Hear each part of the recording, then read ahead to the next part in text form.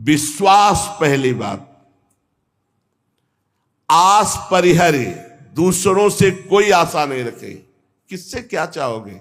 ये क्या दे सकते हैं संसारी लोग? कोई ऐसा नहीं है जो मांगने में ना उतारू हो, सब मांग रहे हैं। अगर मांगना ही है तुमसे तो ऐसे से मांगो जहां से मांगना मिट जाए। वो केवल भगवान, केवल भगवान। भगवान के सिवा अन्य से किसी मांगने से हमारा मंगतापन नहीं मिटेगा। पीछे एक दिन चर्चा में आया था कि यदि जांचना ही है तो जानकी नाथ से जांचो, जिससे जांचने के बाद जाचकता जर जाए, मांगना मिट जाए। पहला, विश्वास करो तुम्हारे ऊपर भगवान की विशेष कृपा है।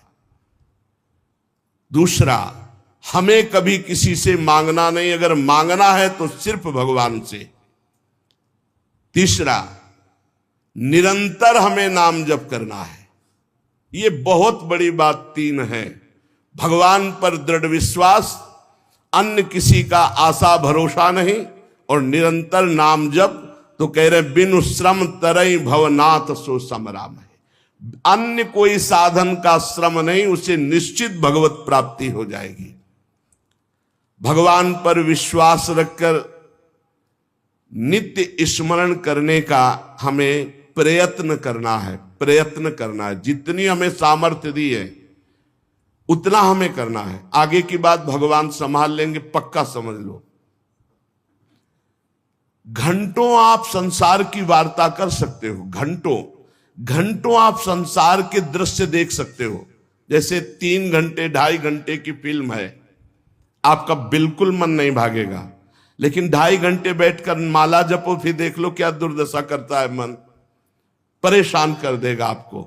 बस यही, क्योंकि जब 3 घंटे फिल्म देखता है तो सब कुछ कवर कर रहा है प्रपंच, अनजाने में सीसीटीवी की तरह।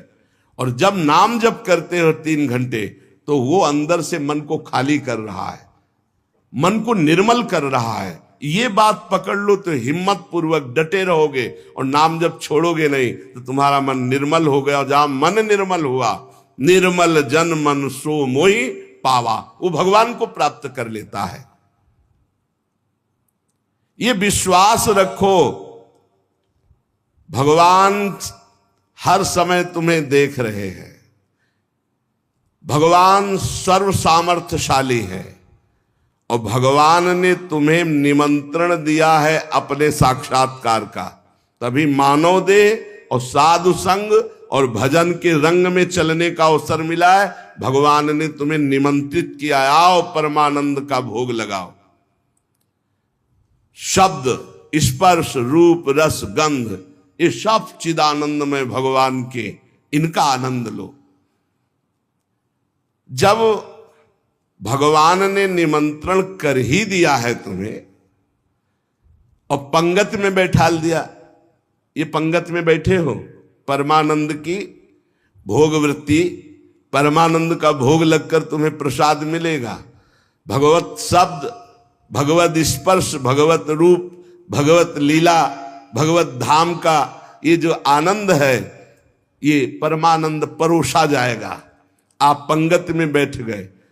कोई धर्मात्मा पुरुष जब तुम्हें पंगत में बैठालता है, पत्तल दोना डाल देता है, तो इसके बाद तुम्हें उबने की जरूरत नहीं, सामान भी आएगा। वो ऐसा कंजूस नहीं कि पत्तल दोना डाल के उठा दे और भगा दे। तो भगवान ने तुम्हें बुलाया, वृंदावन आए, सत्संग सुनाया, अपने मार्ग में चलने का उत्साह दिया, तो भगवदानंद की प्राप्ति भी उन्हीं की कृपा से होगी। तुम चिंता मत करो। एक और तुम्हें बात बता दे खास, यदि भगवान के आश्रित हो गए हो, अंदर से दृढ़ भरोसा भगवान का, और निरंतर भजन भी नहीं होता, तो आपको निरंतर भजन का ही फल मिलेगा। जैसे कोई आदमी लेबर को लिवा लावे, अब भाई शाम तक के कितने लोग? बोले 500 रुपये। अब बैठ जाओ, यहां बैठ जाओ, हम आपको काम बताएंगे।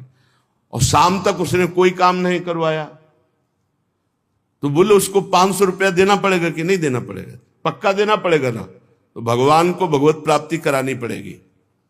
बुलाया है हमको, श्री राधिका कृपा बिनु सबके मनन अगम में।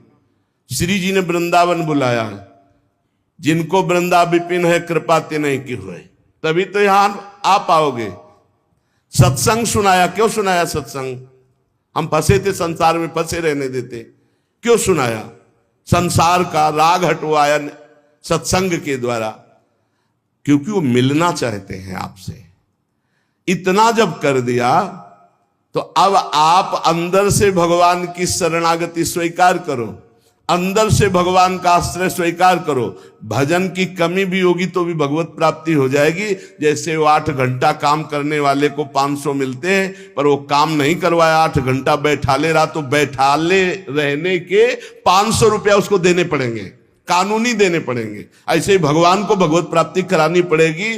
काहू के बल भजन को, काहू के आचार और व्यास भरोसे कुंवर के सुवत पाँव। आपने बुलाया है हमको, अगर आप ना घसीटते तो हम जैसे थे संसार में, देखो संसार में अपने आप में सब रमे हैं, वैसे ही हम भी रमे थे।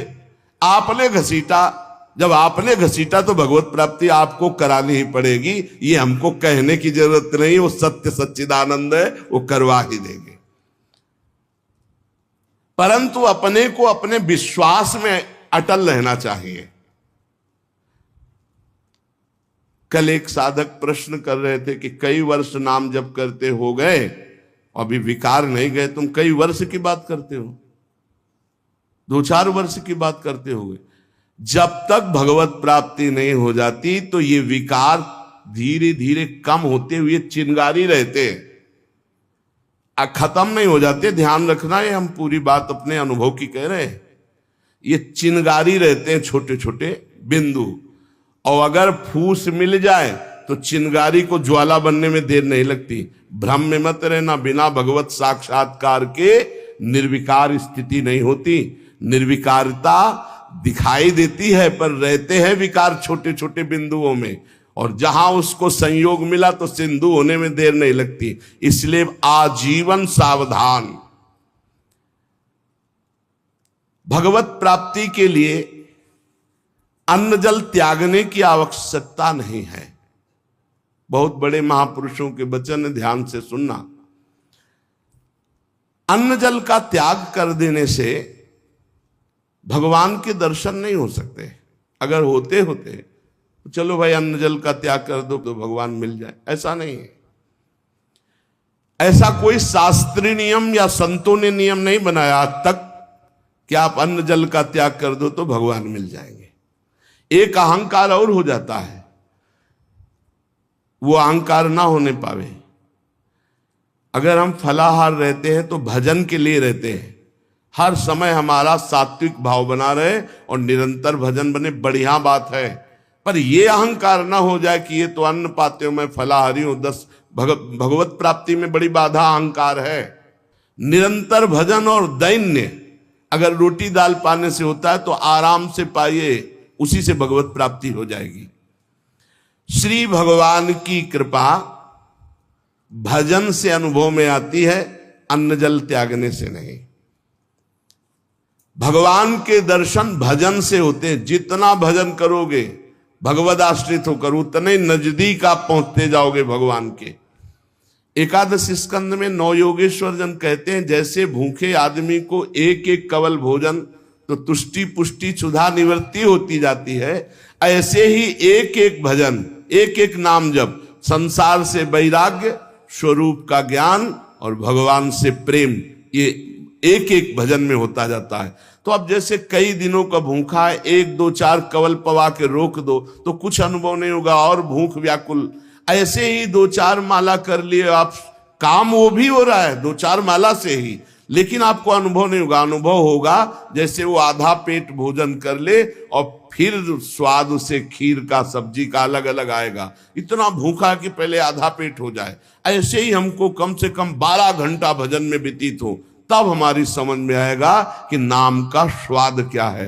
एक एक नाम संसार से वैराग्य, भगवान से प्रेम और स्वरूप का ज्ञान प्रतिपल करा रहा है। पर बोध तब होगा जब कम से कम 12 घंटा भजन 24 घंटे में होने लगे।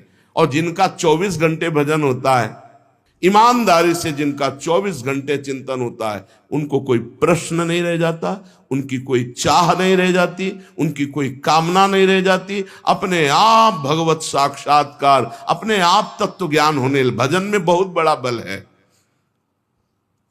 तो इन सब बाहरी बातों पर साधक ना फंसे कि हम अन्न छोड़ दें, हम जल छोड़ दें, हम ये कपड़ा छोड़ दें। सर्दी है, चिंतन हो रहा सर्दी का, अरे चाहे टाट मिले चाहे कंबल तत्काल ओढ़ लो, चिंतन सर्दी का ना हो। प्रिया प्रीतम को खास बात यह है, भूख लगी है, जो मिले नमक रोटी खाओ, इसको शांत करो और चिंतन प्रभु का करो। चिंतन रोटी का हो रहा है, चिंतन कपड़ा का हो रहा है, चिंतन भोगों का हो रहा है, वो बात नहीं। ये बात बिल्कुल परमार्थ में शास्त्र सम्मत, हमारा चिंतन नहीं होना चाहिए जागतिक भोगों का। भगवत प्रसाद जो मिला ऐसे डाल लिया उदासीन भाव से, चिंतन हमारा प्रभु का होना चाहिए।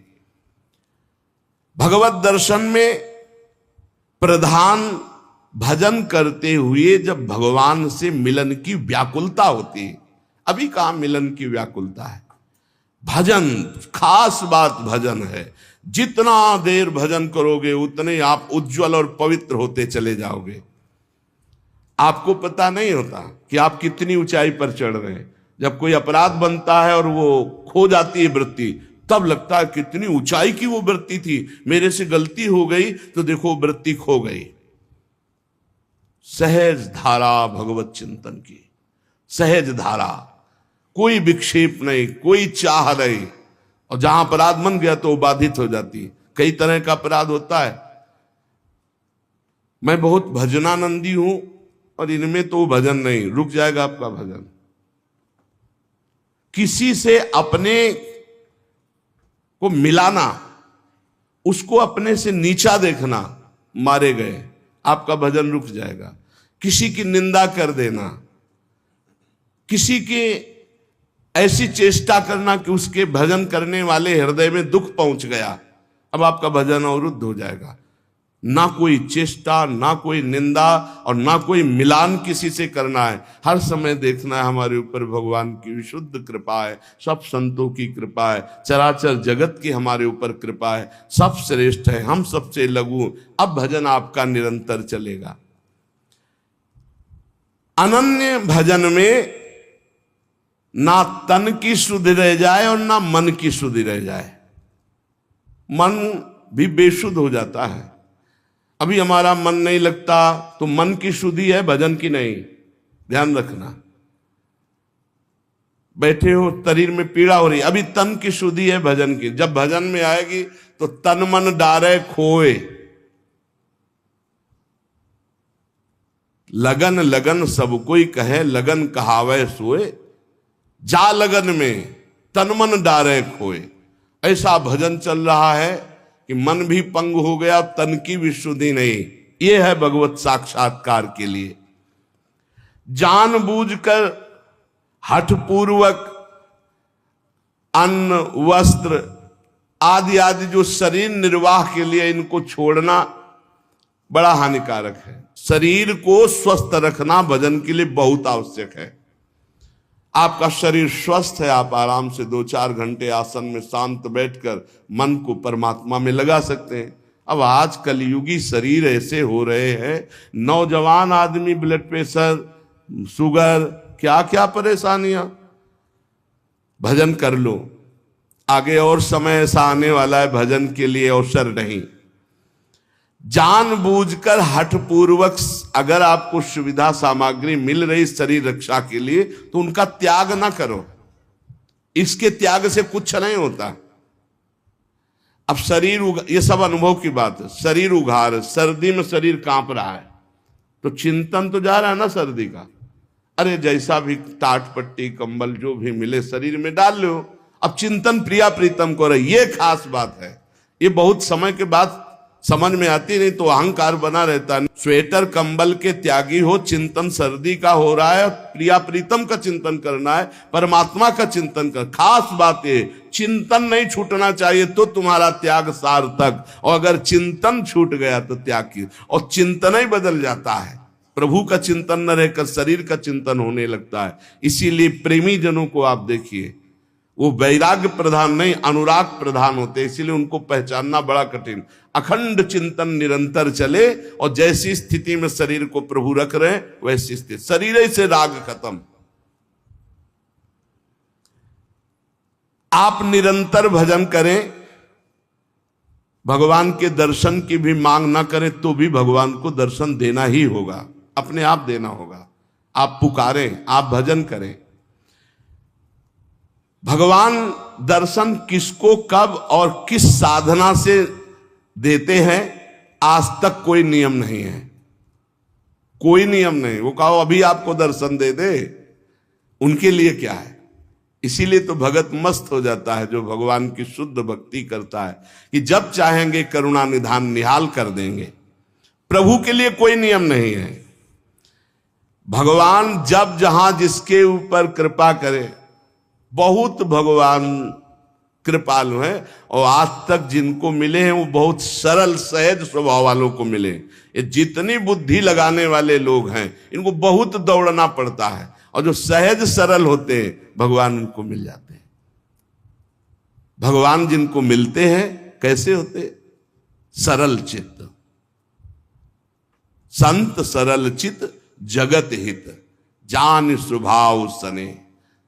बहुत सहज इनका स्वभाव, कोई छल कपट नहीं, चित्त में निरंतर भगवत स्मृति। भगवान मिले मिलाए हैं यार, भगवान अंदर ही बैठे हैं, वो सब देख रहे हैं।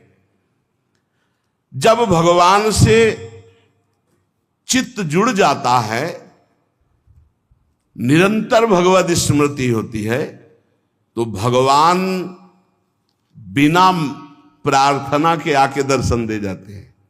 अर्थात उनके दिमाग में, उनके नेत्र में, उनके हृदय में श्री भगवान ही बसे रहते हैं। अपरिमित दयालु भगवान है, अपरिमित दयालु। उनका स्मरण करते हुए निश्चिंत हो जाओ, न दर्शन की चिंता करो न कल्याण की चिंता करो, वर्तमान में उनका स्मरण न छूटे। ये बात पकड़ लो, कोई चिंता मत करो, सब ठीक हो जाएगा, वर्तमान में भजन न छूटे। भगवान तुम्हारे जीवन में वही विधान करेंगे जिससे तुम्हारा मंगल होगा। कड़ुआ विधान भी हो सकता है, पर विधान का फल बड़ा मंगल होगा। ऐसा निश्चय करके शांत हो जाओ, चिंता मत करो, भय मत करो। श्री भगवान की कृपा को देख देख कर तुम रुदन करोगे आनंद में, ऐसे वो कृपालु है। चित्त में विषाद आ जाना, चिंता आ जाना, भय आ जाना, पाप कर्म का फल है। ध्यान करना, तुम्हारा चित्त विषाद युक्त हो रहा है, भयभीत हो रहे हो, चिंता है, तो कोई पाप कर्म आपने किया है। वर्तमान में भजन करने वाले को भूतकाल का पाप कर्म चिंता शोक भय नहीं दे सकता, पक्का विश्वास रखना। वर्तमान का पाप चिंता शोक भय देता है। इसलिए भगवान के चिंतन का ऐसा तारतम्य बनाओ कि कोई पाप संकल्प ही न बने, कोई पाप कर्म ही न हो, कोई वासना ही न हो। महापापाचार्य, पापाचरण करने वाला बोले नहीं, महापापाचरण करने वाला, और निर्वधि, कोई सीमा नहीं है कि कितना पाप कर, पाप में ही रहता है। असीम पाप करने वाला, निरवधि असीम पाप करने वाला। महादुर्मति सते, सैकड़ों प्रकार की दुर्मति है। दुर्मति, कुमति, जो नाना प्रकार के असत आचरण कराती है, ये सबके अंदर रहती है दुर्मति। किसी को भजन सत्संग के प्रभाव से बहुत कम मात्रा में असर में आती है, और जिनको सत्संग नहीं मिला, भजन नहीं हो रहा, तो दुर्मति का ही राज्य रहता, वो समझ नहीं पाते। सुमति तो किसी किसी के हृदय में जागृत होती है। महापापाचारी है और सैकड़ों प्रकार की दुर्मति के द्वारा असत कार्य करने वाला है। और महाकाम क्रोधाद्यति परवसे दंभ वपुसी, गजब कर दिया। कामी नहीं, महाकामी है, क्रोधी है, इंद्रियों के परवश है और दंभ धारण करता है भक्ति का, नाटक करता है भक्ति का। ना सत्संग, सत्संग से भी मतलब नहीं रखता, सत्संग में भी नहीं जाता। महाधर्म विमुखे, धर्म से भी विमुख हो गया है। पर कहीं उसको ये बात समझ में आ जाए कि अब मेरा कल्याण तो सिर्फ भगवान के धाम में ही आश्रय लेने से होगा, और वृंदावन धाम का आश्रय आवास स्वीकार कर ले और अनन्य हो जाए वृंदावन का, तो ऐसे का भी परम पद पर आरूढ़ होना निश्चित है, निश्चित। ये बड़ी गजब की बात है। साधनहीन, पापाचारी, सैकड़ों प्रकार की दुर्मति वाला, महाकामी, क्रोधी, दंभी, पाखंडी है, सब दोष हैं। पर उसने एक नियम ले लिया कि अब आजीवन वृंदावन वास करेंगे, अब हमसे कुछ होने वाला नहीं। तो निश्चित उसको सत्संग मिलेगा, निश्चित रजरानी की कृपा से उसका परिवर्तन होगा, और यहां शरीर छूटा तो परम पद को प्राप्त होगा। ये धाम की महिमा है, ये अमोघ है। धाम का प्रभाव अमोघ है, विश्वास कर लो। एक कलिकाल है, साधन बल से भगवत प्राप्ति होना बहुत कठिन है। श्री चरणों का आश्रय, धामादि का वास आश्रय, यही हमें भागवतिक माहौल में रखकर भजन प्रभाव से श्री जी से प्रीति करा देगा। ऐसे जगत में यदि हम प्रियालाल से विमुख है, धाम आदि का आश्रय नहीं लिए, तो देख लो ऐसी माया फैली हुई है, पूछो मत। श्री विग्रह भगवान के अर्चावतार के सामने सर झुकाना, संतों के सामने सर झुकाना, गुरु के सामने सर झुकाना, माता पिता के सामने सर झुकाना, ये तो हमारे सनातन धर्म की बहुत प्राथमिक स्थिति है, नहीं रह गई। कुछ जो सत्संगी हैं, श्री विग्रह को देखा तो प्रणाम, संतों को देखा तो चलते फिरते भगवान के मंदिर है, प्रणाम। माता पिता प्रातः काल उठ के रघुनाथा, माता पिता गुरु नामे माथा। साधारण सनातन धर्म की रीति नहीं रह गई। फिर भक्ति रीति, फिर नियम निष्ठा, फिर अध्यात्म की ऊंचाई, तो बहुत दुर्लभ बात है। कैसा भी व्यक्ति क्यों न हो, अगर भगवत प्राप्ति करना चाहता है तो ना धामवास हो पावे तो एक दो दिन के लिए, महीना दो महीना में जरूर आ जाओ। इससे आपकी आध्यात्मिक पावर शक्ति बढ़ेगी, आपका उत्साह बढ़ेगा, आपको भगवत प्राप्ति की लालसा मिलेगी। श्रीपाद कह रहे हैं, अत्यंतोद्धतावदिंद्रिय गणो यह सर्वदा असत्पथे वे कस्मिन् निमिषे पिना स्मृत महानंदाब्धिराधा प्रियः सद्धर्मैः सदुपासनैर्विरहितस् त्यक्तोऽखिलैः सद्गुणैर् हा हा सोहम नल्पमोह उपयाम्येकं तु वृंदावनम। हा हा, ऐसे का कैसे कल्याण हो सकता है। अत्यंतोद्धत धावत इंद्रिय गणों, बड़ी उद्धत होकर प्रचंड बलवान इंद्रियां और मन ये भोगों में भाग रहे हैं। सब कोई देख लो, बहुत धोखेबाज हैं, दोस्ती का वादा करके दुश्मनी का काम करते हैं। पहले हमें सिखाते हैं कि देखो इसमें बड़ा सुख है, अगर ये वस्तु, ये व्यक्ति, ये स्थान, इसका संयोग प्राप्त कर लो, इसे भोग लो, तुम सुखी हो जाओगे। जीवात्मा इनकी सलाह में आ गया है, इसीलिए बंधन को प्राप्त हो गया। नहीं तो निर्मल है, इसमें कोई विकार नहीं है, चैतन्य घर है, ये तेजो स्वरूप, इसको कोई बांध नहीं सकता, पर सुख के लोभ से बंध गया। हमारा बंधन क्या है? सुख लेने की लालसा, सुख भोगने की चाह से इन उद्धत बलवान इंद्रिय और मन ने हमको अपना गुलाम बना लिया। चाहे जितने विद्वान हो, चाहे जितने पढ़े लिखे हो, चाहे जितना सत्संग सुनो, चाहे जितना प्रवचन कर लो, अगर भजन नहीं है, खास बात समझ लेना, तो ये इंद्रियां मन बहुत प्यार से फंसाते हैं। हमें उस समय विवेक से काम लेना चाहिए कि ये भोग तो सारा जगत भोगता है, ऐ मन, ऐ इंद्री, अब नहीं, अब तो हम प्रभु के चरणों की प्राप्ति के लिए चल पड़े, अब असत क्रिया नहीं। पर उस समय विवेक काम नहीं करता, बुद्धि ये सलाह देने लगती, चलो कुछ 5 ही मिनट की तो बात है, फिर भजन कर लेना, यमुना स्नान कर लेना, अमुक पाठ कर लेंगे, पाप नष्ट हो। ऐसे साधकों को भ्रष्ट करते हैं। संसारियों को तो जो गिरे हुए हैं उनको क्या गिरना, लेकिन जो अच्छे हैं, चलना चाहते हैं, उनको भी अत्यंतोद्धत धावत इंद्रिय गणों या सर्वदा असत पथे। ये इंद्रियां, ये मन ऐसा मिठास पैदा करते हैं कि जीवात्मा स्वीकृति दे देता है, चलो। अब वो बेचारा इंद्रिय और मन के उसमें फंसा हुआ दुर्गति को प्राप्त होता है। नरक आदि भोगना, जेल भोगना, ना कुछ तो अंदर जलन पैदा हो गई, अशांति, चिंता, शोक, भय। पक्का समझ लेना, जब तक ये इंद्रियां और मन सुख का प्रलोभन देकर तुमसे दस्तखत कराते रहेंगे, स्वीकृति करते रहोगे, तब तक ये बंधन मिटने वाला नहीं।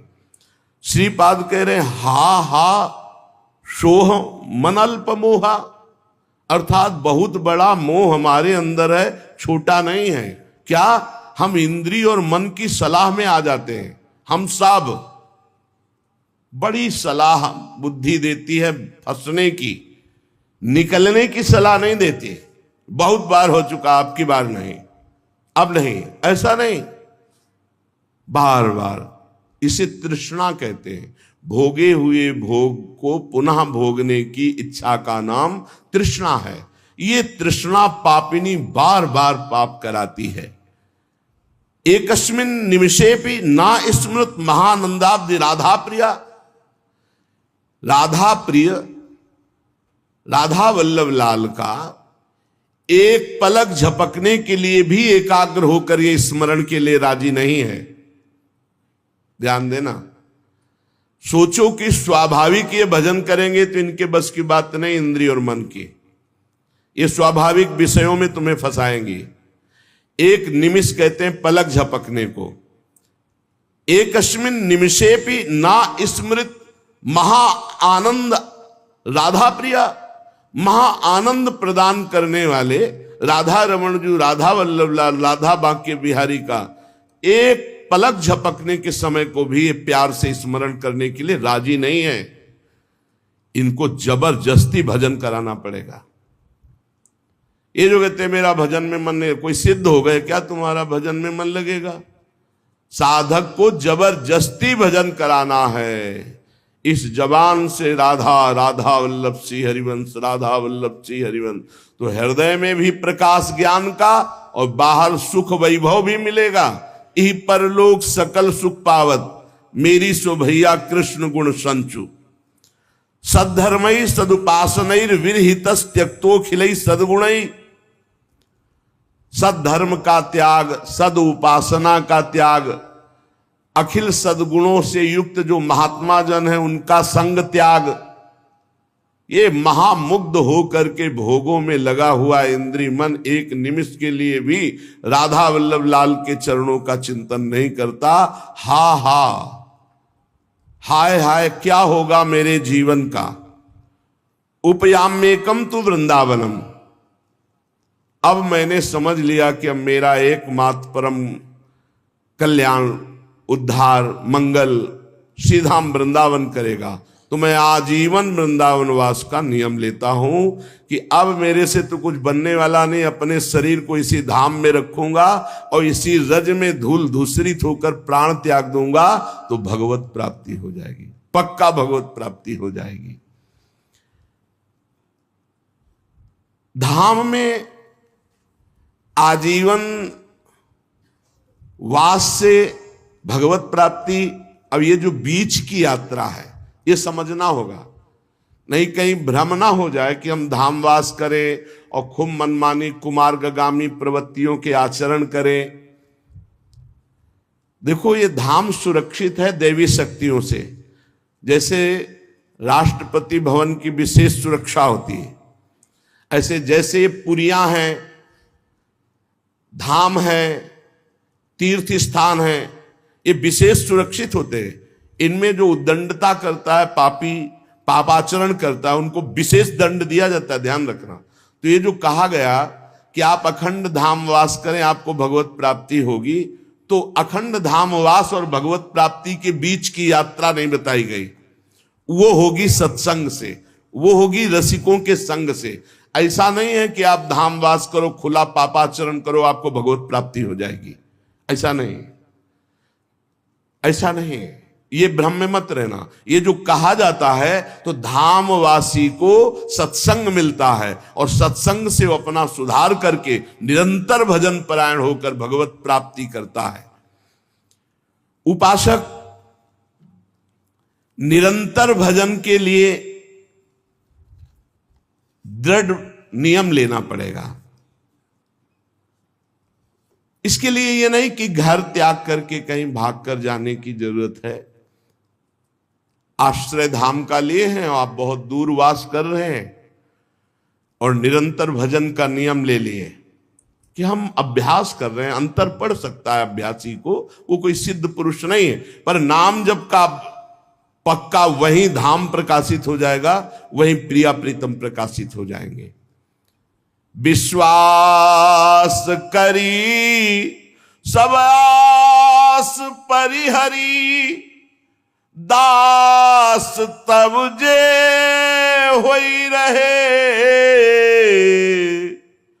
जप नाम तव बिनु श्रम तरही भव, नाथ सो समराम है। बहुत जोर की बात गोस्वामी जी कह रहे हैं। जो आप पर विश्वास करके सबकी आशा का त्याग करके आपके चरणों के दास हो गए और रात दिन आपका नाम जप कर रहे हैं, तो बिना प्रयास के वो इस संसार समुद्र से पार हो जाएंगे और कोई साधन करने की जरूरत नहीं।